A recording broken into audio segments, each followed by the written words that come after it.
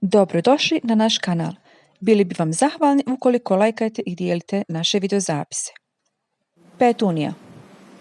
Naziv petunija dolazi iz južnoameričke riječi petun, što znači duhan. Nekada prije se vjerovalo da petunija simbolizira ljutnju, no kako je biljka postala popularna, tako se promijenilo i mišljenje, te sada simbolizira nadu.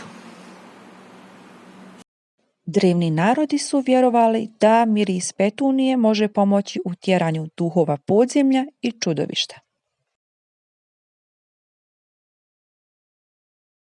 Petunija je rod koji dolazi u 20 različitih vrsta.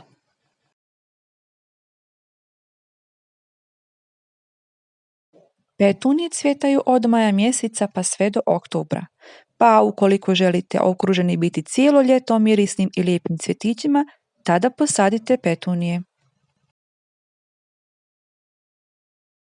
Petunija nije uopšte zahtjevna biljka i od vas će tražiti samo da ju redovno zalijevate te ponekad prehranite. Za bujnije cvjetove će tražiti uklanjanje suhih cvjetića.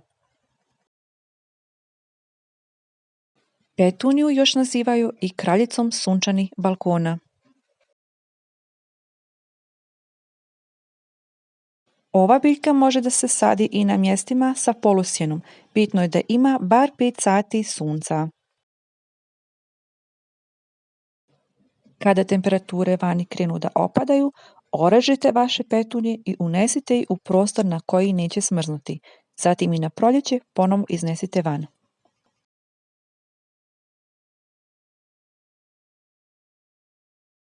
Svake godine iz petunije ukrštajući ih proizilaze nove sorte i novi hibridi. Tako su nastale i surfinije. Surfinije su na tržištu preko 20 godina. Odrasle biljke i sadnice petunije prehranjujte azotnim i fosfatnim đubrivima. Treba ih dodavati naizmjenično sa običnim zalijevanjem. Kada listovi petunije počnu da dobivaju žućkastu boju, potrebno ih prehraniti sa đubrivom koji sadrži gvožđe u sebi. Prehranjuje se na 5 do 7 dana pauze. Prilikom zalijevanja ove biljke morate paziti da ne polijevate vodom njene listove i njene prelijepe cvjetove. Nakon što cvijet biljke odsvate i počne da se suši, ispod njega će se stvoriti čahurica koja će prvobitno biti zelena, zatim će se osušiti, a unutar nje se nalazi sjemenke koje možete skladištiti u papirne vrećice za sijati na godinu ili možete odmah posuti u saksijice ili na zemlju gdje želite da vam na sljedeću godinu porastu petunije.